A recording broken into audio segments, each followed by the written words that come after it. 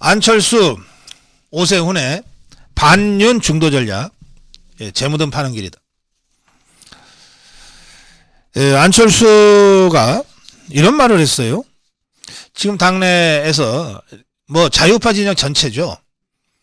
이거 역선택을 원천 방지하기 위해서 차제에 당원 100% 투표로 룰을 개정하자. 저도 어떤 면에서는 제가 가장 먼저 이 주장을 공개적으로 했습니다.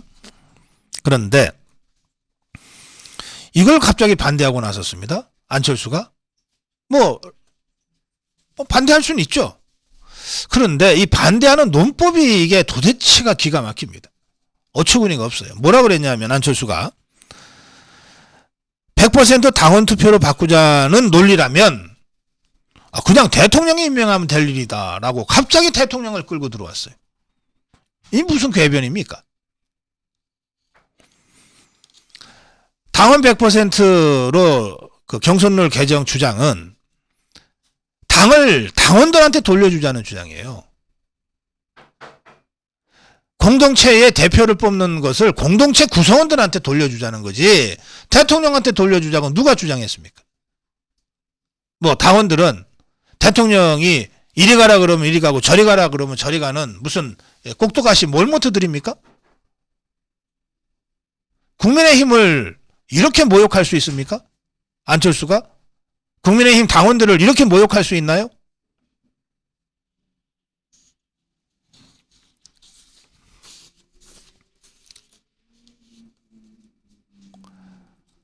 (100% 당원 투표 주장도 있던데 그런 논리라면 대의원만 투표해도 되고 더 줄인다면 국회의원만 투표해도 되고 극단적으로 그냥 대통령이 임명하면 될 일 아니겠나. 완전히 엉뚱한 소리를 지금 하고 있잖아요. 그러면서 갑자기 20년 30년 전에 낡은 정치를 끌고 나옵니다. 실제로 옛날에는 대통령이 당대표를 임명했다. 이게 언제적 얘기입니까? 당대표만 임명했나? 원내대표도 임명하고 사무총장도 임명하고 대통령이 다 했지. 왜? 대통령이 당의 총재였으니까. 그 당이 대통령이 당 여당 총재를 겸임하던 제왕적 대통령제의 폐해, 그걸 개혁하기 위해서 대통령이 일체 당직을 맡지 않고 한 게 언젠데 30년 전부터 그런 이 개혁을 통해서 지금의 이 국민정당으로 발전해 왔는데 뭔 소리 하는 겁니까 지금?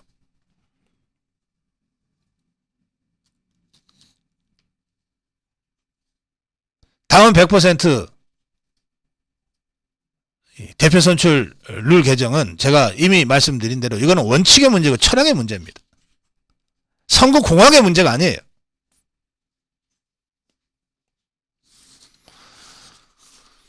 제가 지난번 이준석이가 당대표 됐을 때 전당대회 룰 70대 30 국민 여론조사 참십 이거 제가 다시 들여다봤어요. 하도 어이가 없어서.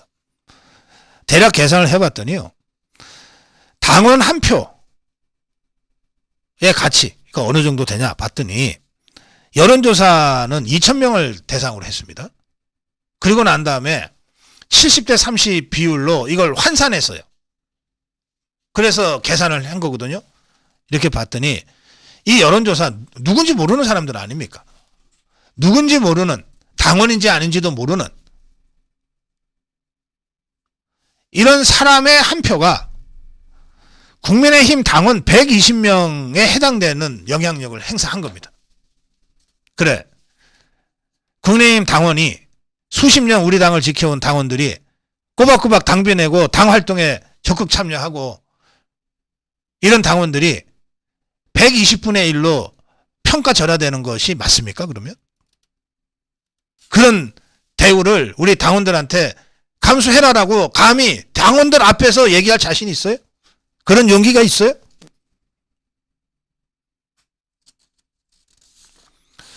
저는 이 안철수의 이 주장을 보고 더구나 아무 맥락도 없이 갑자기 대통령을 끌어들여서 100% 당원 투표라면 차라리 대통령이 임명하게 하라.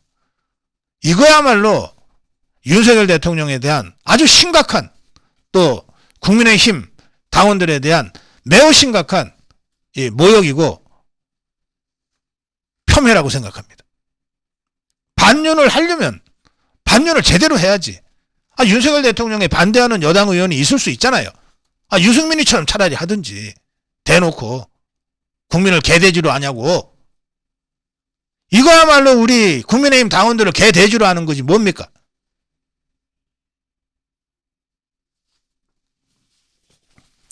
자, 오세훈 보겠습니다.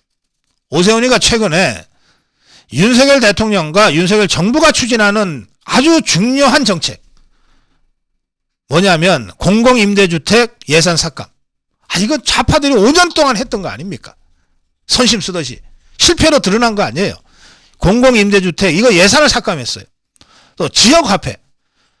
이재명이 대표 브랜드처럼 만들어가지고서 온통 돈 뿌리면서 했던, 그런데 경제적 승수 효과는 하나도 없는 이 지역화폐 예산, 이거 지원 중단하고 있거든요. 윤석열 정부의 철학과 정책적 컬러가 그거 아닙니까? 이것에 대해서 반대하고 있어요. 오세훈이가. 공개적으로 대놓고 반대하고 있습니다. 또 반지하 관련 정책. 지난번에 수해 피해가 왔을 때 반지하에 살던 분들이 정말 어처구니 없게 참변을 당했는데, 그 직후에 오세훈이가 반지하 전부 없애겠다 그랬어요. 어떻게 없앱니까? 현실적으로. 그러니까 원희룡 장관이 오세훈의 얘기를 듣고 바로 페북에다 이렇게 썼어요. 그러면 그분들이 반지하에 살고 싶어 살지는 않았을 텐데, 살기 어려워서 쫓기다 보니까 반지하 가서 사시는 분들인데, 오세훈이 말대로 반지하 다 없애겠다면 그분들은 어디로 가려는 거냐? 천막 치고 살려는 거냐? 좀 현실적인 얘기를 해야지, 집권당이면. 이런 비판을 이미 한 바가 있습니다. 그런데 제가 더 심각하게 생각하는 것은, 또 산업은행 부산 이전도 윤석열 대통령의 공약이었는데 이거 비효율적이다 그러면서 반대하고 있어요. 산업은행이 지금 서울에 있죠. 그래서 아마 서울시장으로서 반대하는 모양인데, 이건 이미 결정된 겁니다.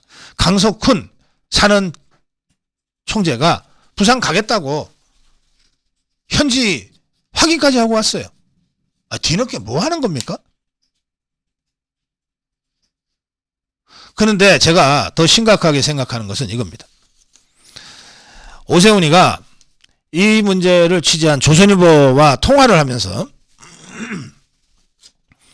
이렇게 윤석열 정부, 중앙정부와 죄송합니다. 서울시 이가 서로 다른 목소리를 내는 것에 대해서 이렇게 설명했어요. 뭐라 그랬냐? 가치나 시각의 차이가 있기 때문에 같은 정책 두고 다른 목소리가 나올 수밖에 없다 이랬어요. 자, 이거 오세훈이가 직접 한 말입니다. 좋아요. 다를 수 있죠. 근데 가치가 다르면 같이 하면 안 돼요. 정당이라는 게 뭡니까? 이념과 가치를 함께하는 사람들의 자발적 결사체입니다. 근데 오세훈이가 윤석열 대통령, 윤석열 정부, 또 그 윤석열 대통령을 대통령 후보로 선출하고 대통령으로 만든 국민의힘과 가치가 다르다고 얘기하는 거 아니에요. 그러면 같이 하면 안 되지. 탈당해야지. 정책적 이 강론에 있어서 정책적 차이점은 있을 수 있으나 가치는 같다 이래야지. 대통령과 대통령이 지향하는 가치나 국민의힘이 지향하는 가치, 오세훈이를 서울시장으로 만들어준 국민의힘이 지향하는 가치와 저 오세훈의 가치는 같습니다. 지향점도 같습니다. 다만 같은 방향으로 가는데 디테일한 강론에 들어가서 구체적으로 어떻게 할 것인가를 둘러싸고는 약간의 차이는 있을 수 있지 않겠습니까? 설명을 하려면 이렇게 해야지. 가치가 다르다고 얘기했어요. 우리가 좌파들하고 왜 싸웁니까? 가치가 달라서 싸우는 거예요. 윤석열 대통령이 종북 주사파하고는 타협할 수 없고 협치할 수 없다 그런 거 왜 그런 겁니까? 가치가 다르니까. 자유민주주의라고 하는 가치에 동의하지 않으니까 투쟁할 수밖에 없다는 거예요. 그러면 오세훈 뭐 유력한 대권 주자라며, 그런데 지금 윤석열 대통령과 윤석열 정부와 국민의힘과 가치가 다르다고 공개적으로 얘기했어요. 왜 같이 합니까? 따로 해야지. 가치가 다른데 따로 창당하라고.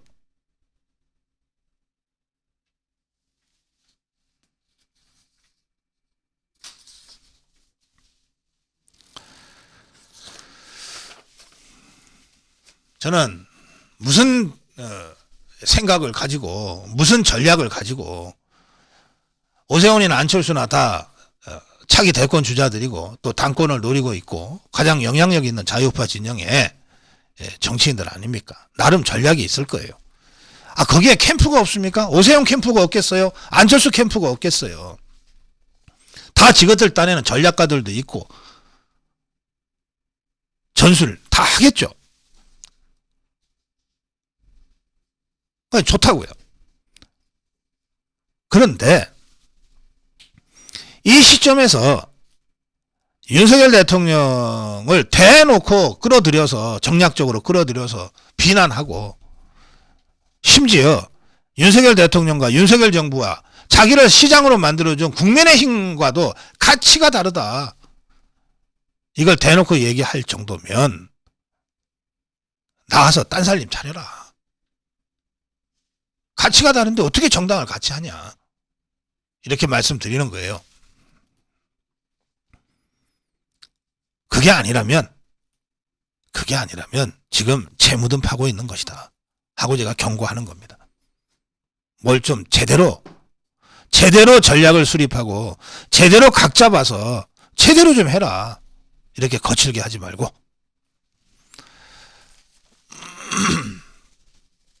네, 고성국 칼럼 여기까지 하겠습니다.